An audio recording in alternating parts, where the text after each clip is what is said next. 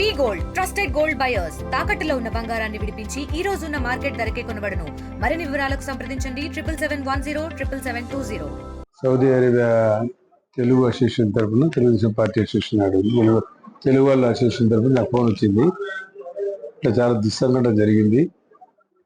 మక్కా యాత్ర నుంచి మదీనా పోయే బస్సులో దాదాపుగా 42 మంది సజీవ దహనం అయిపోయినారు తెలుగు వాళ్ళు అని చెప్పి చాలా విచారించదగ్గ విషయం. చాలా చాలా చాలా బాధాకరమైన విషయం.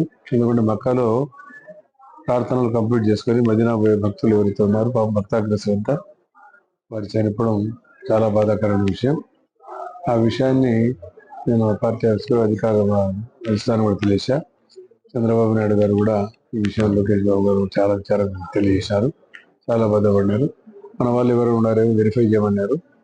తెలుగు వాళ్ళు కాబట్టి ఆంధ్ర వాళ్ళు కూడా ఏమైనా ఉన్నారేమో ఇన్ఫర్మేషన్ అయితే ఇప్పటికీ నాకు తెలిసిన ఇన్ఫర్మేషన్లో హైదరాబాద్ ట్రావెల్స్ నుంచి పోయారు.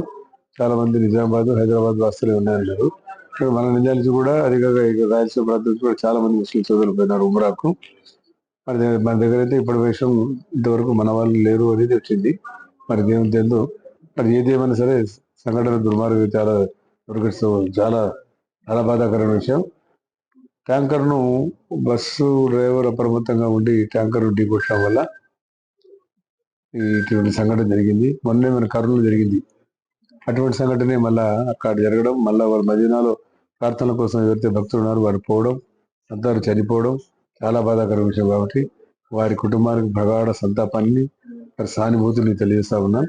అదేవిధంగా వారికి ఆత్మ భగవంతుడు శాంతి కలిగాలని చెప్పి వారికి కూడా, ఎందుకంటే చాలా భగవంతుడు వేడుకోవడానికి పోయినారు వాళ్ళు. ఇటువంటి సంఘటన జరుగుతుంది మనం ఊహించలేదు. మన ప్రాంతం నుంచి కూడా చాలా మంది వందలాది మంది వినారు నాకు తెలిసిన ఇన్ఫర్మేషన్ ప్రకారం. ఇప్పుడు మన వాళ్ళు ఎవరు లేరు అనేది ఇంతవరకు తెలుసు. టెంటేటివ్ వచ్చింది. అక్కడ తెలుగు అసోసియేషన్ వాళ్ళ నుంచి కూడా అది మాట్లాడాను. ఇందాక మాట్లాడాను.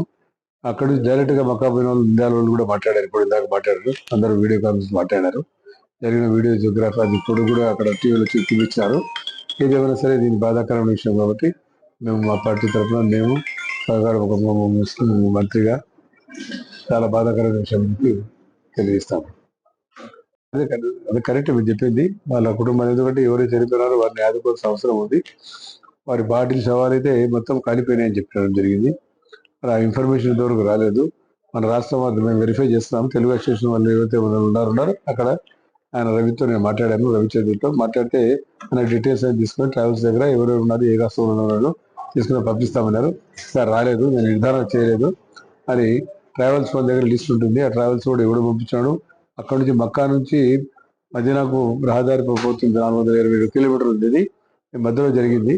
అది ఎవరు అది ఇన్ఫర్మేషన్ వస్తే తప్పకుండా దాని మీద చర్య తీసుకున్నామని చెప్పి వారి కుటుంబాలకు సానుభూతి తెలియజేస్తాను. చరిత్ర సృష్టించినోడు ఇప్పుడు ఆ చరిత్రని తిరగరాయబోతున్నాడు.